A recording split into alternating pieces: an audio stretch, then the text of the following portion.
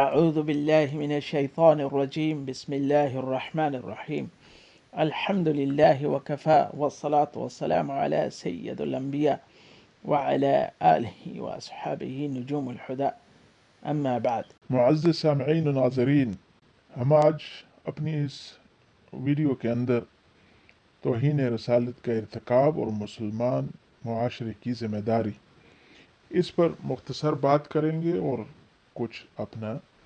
تجزیہ بھی پیش کریں گے۔ اب اس دور میں جب کہ سوشل میڈیا کے بل بوتے دور افتادہ گاؤں میں ایک زمیندار کے گھرانے کا فرد لسی کا گلاس تھامے دنیا کے ہزاروں لاکھوں انسانوں تک اس کا ذائقہ بیان کر کے مقبول ہو جاتا ہے اور لمحوں میں خبریں رفتار سے پھیلتی ہیں۔ ایک توہین رسالت کا مرتکب انصاف کے ٹھیکیداروں کی شش و پنج کی وجہ سے اسلامی جمہوریہ پاکستان میں کروڑوں مسلمانوں کے جذبات سے کھیل رہا تھا۔ اس دور کا غازی علم دین اٹھا اور شہر کی لاکھوں مکینوں کا قرض چکا کر چلتا ہوا۔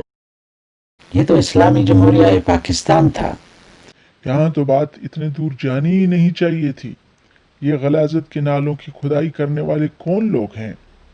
کیوں آزاد ہیں؟ جو اسلامی نفیس معاشرت میں تعفن پھیلانے کی کوشش کر رہے ہیں۔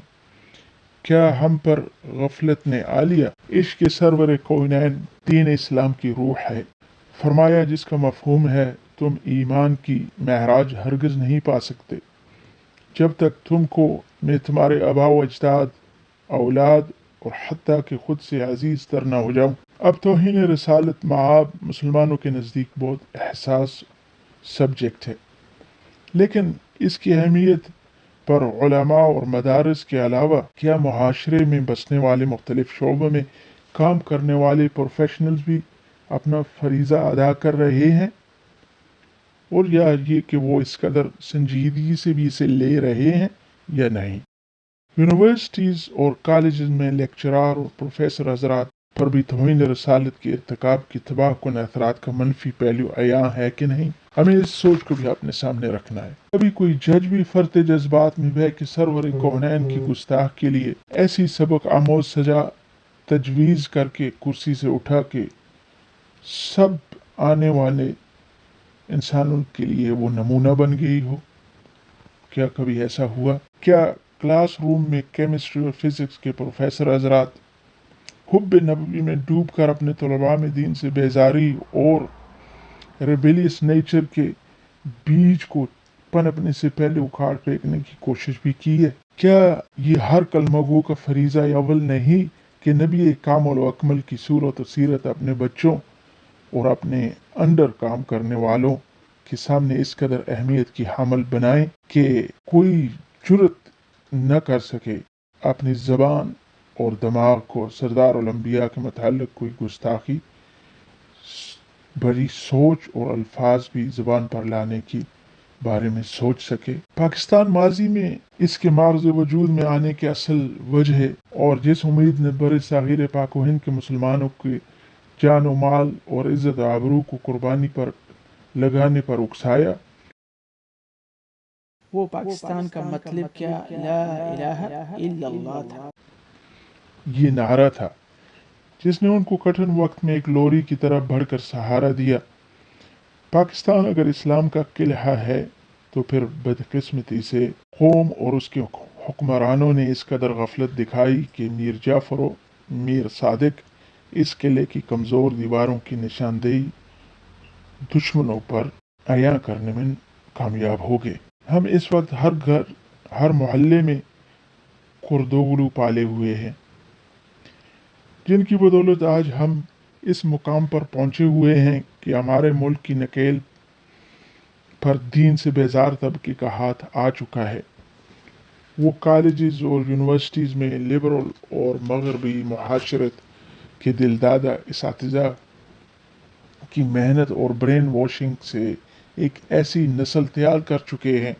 جو اپنے ارد گرد کی ناانصافی اور ملک کے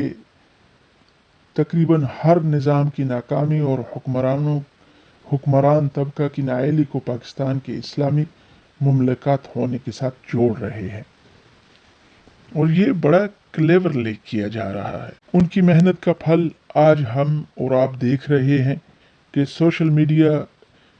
پر ہر دوسرا نوجوان لڑکی ہے یا لڑکا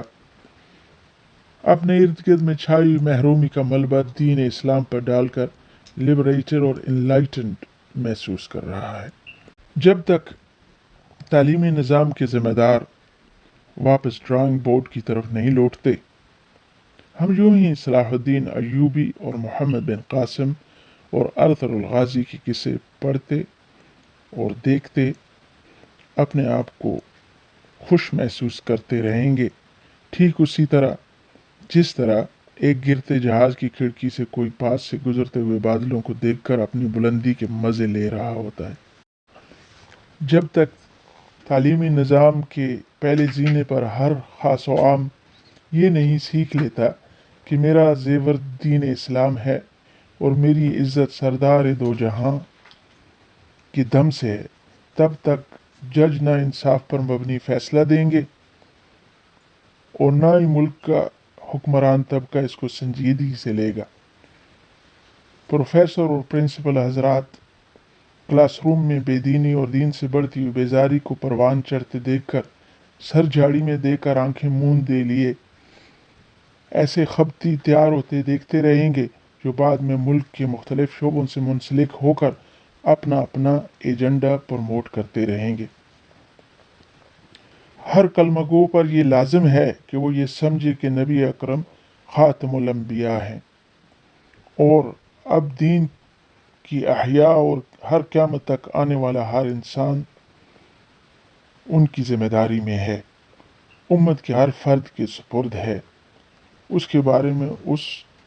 امت کے ہر فرد سے پوچھ ہوگی۔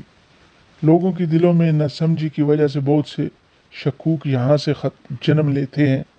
کہ اگر سردار الانبیاء آخری نبی ہیں تو قیامت تک آنے والے انسانوں کو اللہ سے متعارف کون کرائے گا؟ کیا ان کو اللہ نے ایسے ہی چھوڑ دیا؟ العیاذ باللہ۔ جبکہ اللہ عز و جل اس وقت تک کسی بستی پر عذاب نہیں بھیجتے جب تک کوئی ڈرانے والا نہ وہاں آ جائے، اور پہلے ہر بستی اور ہر قریہ میں پیغمبر بھیجے گئے۔ ہمیں یہاں پر یہ سمجھنا ہے کہ اللہ عز و جل نے آپ صلی اللہ علیہ وآلہ وسلم کے بعد یہ پیغام رسانی کی ذمہ داری اس امت کے کاندھوں پر ڈالی ہے، اور فرمایا ہے جس کا مفہوم ہے آپ کہہ دیجئے یہ میرا راستہ ہے، میں لوگوں کو حکمت و بصیرت سے اللہ کی طرف بلاتا ہوں، اور یہ کام میرے اتباع کرنے والوں کا بھی ہے۔ اور پھر فرمایا جس کا مفہوم ہے تم بہترین امت ہو، تمہیں انسانیت کی نفع رسانی کے لیے نکالا گیا، آپ علیہ السلام پر نبوت کا راستہ بند ہو گیا، مگر اس دین کو قیامت تک دوسروں تک پہنچانے کی ذمہ داری اس امت کی سپرد کر دی گئی، اور یہ سب کچھ ختم نبوت کے صدقے ہوا۔ اگر ہر کلمہ گو اس نعمت کو پہچان لے تو مجال ہے کہ کوئی باطل نظریات کا حامل اسلامی معاشرت میں پذیرائی حاصل کر سکے، اور امید ہے کہ آپ کو ہماری یہ کاوش پسند آئے گی، اور اگر آپ چاہتے ہیں کہ مزید اسی طرح ہماری کاوشوں تک آپ کی رسائی رہے تو چینل کو پرسکرائب کرنا، دوسروں تک شیئر کرنا مت بھولیے۔ جزاکم اللہ، وآخر دعوانا ان الحمد للہ رب العالمین۔